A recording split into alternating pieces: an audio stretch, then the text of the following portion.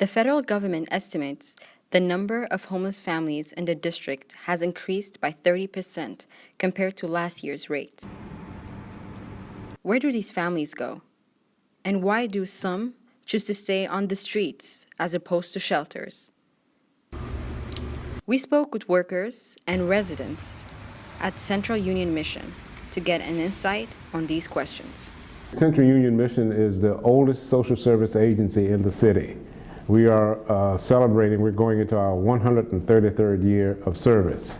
Located only a couple of blocks from Union Station, Central Union Mission has a 30-day rule, meaning residents are only allowed to stay for 30 days and would have to leave for 15 days before coming back again.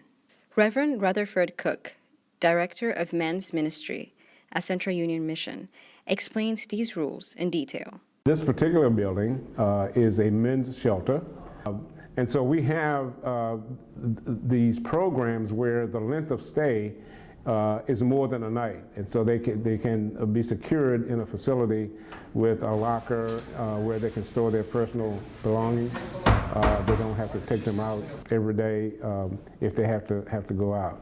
Beyond providing a place to stay, Central Union Mission also offers GED classes, resume writing courses, as well as reading and math tutors, all in the hopes of equipping them with the skills they need to stay off the streets. We try to create an environment whereby if someone is lacking in a particular area, perhaps we have a service here that will help them to overcome that area of lack, that area of need. The idea being, again, to help them to move away from homelessness. And although the mission has been successful, there are still challenges. One of the big challenges is to get men to take advantage of what's being offered here. There are people who, and perhaps it's not the right term, but to say that they're addicted to homelessness, they've gotten so comfortable with being homeless that they're not really inclined to move beyond that. Most people don't come here because mainly you gotta clock in and get your bed at 3 o'clock. Andrew Gavins, one of the beneficiaries of the mission, originally went to the wrong shelter that was closed. But when he turned around, he says, he saw a life-changing opportunity. This place shines brighter than any building around, and you call it divine intervention or whatever the case may be. But I just know I've seen this bright light around this building. A large component of Central Union Mission is centered on faith. This is a Christian ministry. We don't charge for any of the services that we offer here. I don't have no religious background, so I came here and I seen that it was a religious background. I'd rather run up out of here. After spending 30 years in prison, Jerry Pogel was meant to go to Safe Haven, a completely different transition home.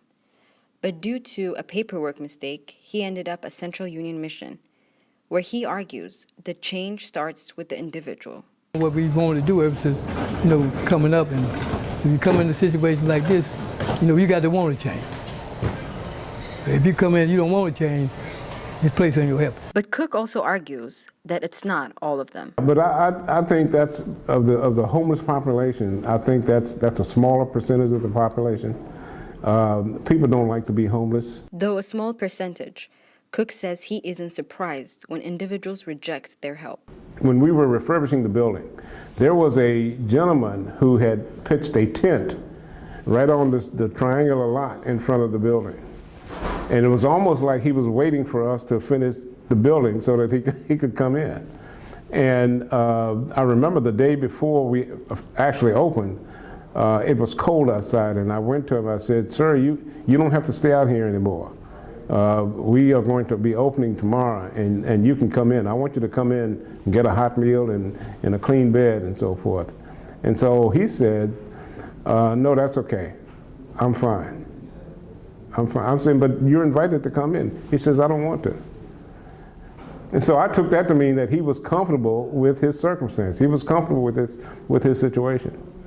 And when we opened, he picked up his tent and he moved on. From Washington, D.C., I'm Mirsha Salu.